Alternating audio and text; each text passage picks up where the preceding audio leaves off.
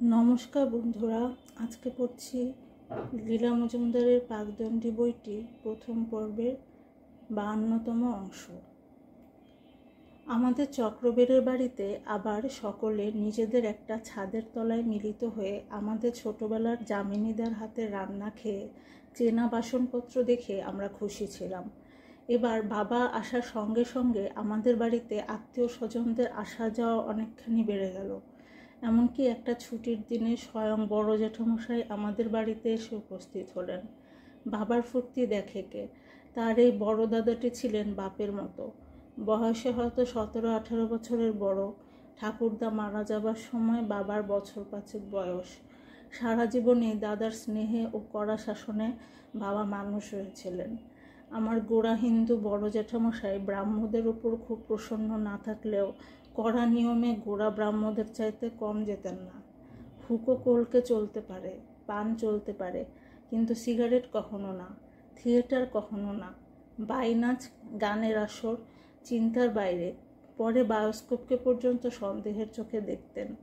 যথেষ্ট পরিমাণে পুষ্টিকর খাবার খাবে, পরিষ্কার পরিচ্ছন্ন থাকবে, পড়াশুনো করবে, প্রার্থীকে সর্বদা সাহায্য করবে, খেলাধুলো করবে, হাঁটবে, সাঁতার কাটবে, সম্ভব হলে গাছে ও ঘোড়ায় চড়বে। আর কি চাই? এদিক থেকে বাবাকে নিয়ে বোধহয় তিনি খুব সন্তুষ্ট ছিলেন। ওই রকম জবরদস্ত ডানপিটে ছেলে খুব কম দেখা যেত। উপরন্তু পড়াশোনাতেও বেশ ভালোই ছিলেন। অঙ্কে বেজায় ভালো, ছবি আঁকতেন চমৎকার। জ্যাঠামশাই আনন্দের সঙ্গে বাবাকে শিবপুর ইঞ্জিনিয়ারিং কলেজে পাঠিয়েছিলেন। সেকালে সেটি ছিল ডানপিটেদের আড়ত। বাবার কথায় মনে হতো তাদের সঙ্গে তিনি স্বাভাবিকভাবে মিশে গেছিলেন। বটানিক্যাল গার্ডেনে একবার বাইরের লোক এসে লিচু চুরি করলো। সেখানকার কর্তা এক লালমুখো সাহেব এসে কলেজের অধ্যক্ষ আরেক লালমুখো সাহেবকে যা নয় তাই বলে গেলেন। অধ্যক্ষ ছেলেদের ডেকে জিজ্ঞাসা করেছিলেন, তোমরা লিচু খেয়েছ? তারা অস্বীকার করাতে বাগানের কর্তাকে বলেছিলেন, থানায় বলো, তারা চোর ধরুক। কর্তা তবু রাগারাগি করে চলে গেলেন। ভাবখানা যে তুমি শুদ্ধ চোরের সহায় হলে কি করা যায়। ব্যাপার দেখে ছেলেরা গেল চোটে। তাদের জনপ্রিয় অধ্যক্ষের অপমানের উপযুক্ত শোধ নিতে হবে। বাছাই করা কয়েকজন ডানপিটের ছেলেকে নেওয়া হলো, যারা গাছে টাছে চড়তে পারে, চালাক চতুর, বিপদ হলে বিভ্রান্ত হয় না। মন্দ দৃষ্টান্ত দেবার ভয়ে বাবা সে কথা স্বীকার না করলেও আমরা সর্বদা সন্দেহ করতাম যে বাবা ওই দলে ছিলেন। এমন যোগ্য স্বেচ্ছাসেবক কোথায় পাওয়া যাবে? সে যাই হোক, মাঝরাতের পরে যখন ঘুম সবচাইতে গাঢ় হয়, সেই সময় গেঞ্জি গায়ে, মালকোচা দিয়ে ধুতি পরে, খালি পায়ে, কোমরে একটা করে গামছা বেঁধে একদল বেপরোয়া ছেলে বাগানের উঁচু পাঁচিল টুপকে ভিতরে ঢুকে নিঃশব্দে তারার আলোয় সব লিচু গাছের সব লিচু পেড়ে গামছায় বেঁধে নিয়ে এলো। গাছে একটুও ফল রইল না। তারপর নিঃশব্দে গঙ্গার তীর ধরে 1 মাইল দূরে গিয়ে লিচুগুলোকে সাবার করে কোথাও একটা আটি বা এক কুচি খোসা না ফেলে গাছে সেগুলোকে গঙ্গার জলে ফেলে দিল। ভাটা স্রোতের সঙ্গে সেগুলো ভেসে কোথায় চলে গেল। তারপর প্রসন্ন চিত্তে হোস্টেলে ফিরে হাত পা থেকে কাদার শেষ চিহ্ন মুছে গামছা কেচে অন্য ছেলেদের গামছার সঙ্গে মিলে দিয়ে যে যার শুতে গেল। পরের দিন সকাল না হতেই মহা শোরগোল। বাগানের সাহেব এসে চেঁচামেচি করতে লাগলেন, এবার আর কোনো সন্দেহ নেই, এ তোমার ছেলেদের কাজ, ওদের জেলে দেওয়া উচিত। কলেজের অধ্যক্ষও কম যান না। তিনি বললেন, আমার কলেজ তল্লাশি করতে পারো, ছেলেদের জিজ্ঞাসাবাদ করতে পারো, কিন্তু তুমি কি বলতে চাও যে 25-30টা লিচু গাছের সব লিচু আমার ছেলেরা তো খেয়ে ফেলেইছে, উপরন্তু অতগুলো খোসা বিচিও চিবিয়ে খেয়েছে? শেষ পর্যন্ত সাহেবকে চলে যেতে হলো। অধ্যক্ষ সমবেত ছাত্রদের আপাদমস্তক নিরীক্ষণ করে বললেন, ক্লাসে যাও। এ গল্প নিশ্চয়ই বড় জ্যাঠামশায়ের কানেও গেছে। তিনিও নিশ্চয়ই আর কিছু বলেননি।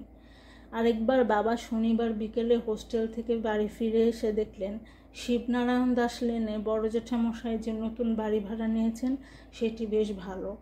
বড় জ্যাঠাইমা অবশ্যই বললেন, সব ভালো, খালি ওই ভূতের উপদ্রব ছাড়া। ভূতের উপদ্রব আবার কি? সন্ধ্যায় আমি একা থাকি, তখন ভূতে থানির ছোড়ে। বড় জেঠাইমা বাবাদের ছোটবেলাকার খেলার সাথী। বেশ কম বয়সে বিয়ে হয়েছিল। ঠাকুমা ছিলেন ভারী উদার ও স্নেহশীলা, ফলে বউটি দেওরদের সঙ্গে বাতাবি লেবু চুরি করে খেত। সে সময় লোকের বিশ্বাস ছিল কামরাঙা কিংবা বাতাবি খেলে জ্বর হয়। বাতাবিকে আমাদের দেশে বলতো জাম্বুরা। এদিকে গাছ ভরা রস টুসটুসে বাতাবি।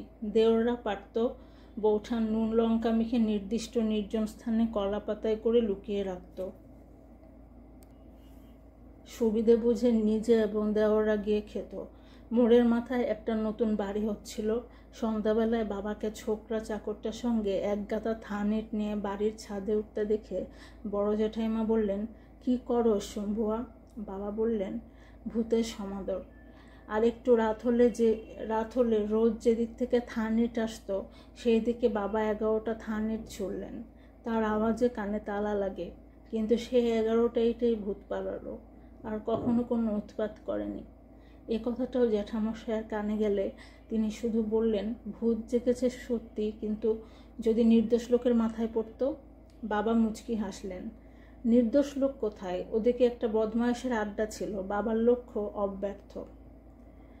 আসলে ডান পিটিমিকে ওরা বড় অপরাধ মনে করতেন না। অবাধ্যতা, বেয়াদবি, অসততা, দুর্নীতি সইতে পারতেন না। বাবা যখন জাত ভেঙে ব্রাহ্মমতে আমার মাকে বিয়ে করেছিলেন, ঠাকুমা আর জ্যাঠামশাই মত দিয়েছিলেন, কিন্তু নিশ্চয়ই খুব দুঃখিত হয়েছিলেন। তবে বাবার মুখ সুখটাই তাদের কাছে বড় ছিল। কিন্তু এসব ঘটনা প্রায় 30 বছর পরে আমি যখন আমার হিন্দু স্বামীকে গৌড় অ্যাক্ট অনুসারে রেজিস্ট্রি করে বিয়ে করেছিলাম, বাবার সম্মতি বা আশীর্বাদ বা ক্ষমা পাইনি। সেসব পুরানো ব্যথার কথা তার পরবর্তী 44 বছরের সুগভীর পরিপূর্ণতায় মুছে গেছে। এখন আর মনে এতটুকু তিক্ততা বাকি নেই। কিন্তু বাবা সেদিনের পর থেকে আর আমার সাথে কথা বলেননি। দেখা হলে মুখ ফিরিয়ে নিয়েছেন। ওই তার বিশাল হৃদয়ের একটিমাত্র খুঁত ছিল। অপরের মনের কথা তিনি কল্পনাও করতে পারতেন না। তাই বলে আমার জীবনের প্রথম 24টা বছর তো আর কেড়ে নিতে পারেননি। পায়ের তলায় মাটি নিজের হাতে শক্ত করে গেঁথে দিয়েছিলেন, সেটা তো আর নিয়ে নেননি। ওই যা বলছিলাম, বড় জেঠামশাই তো এসে উপস্থিত হলেন।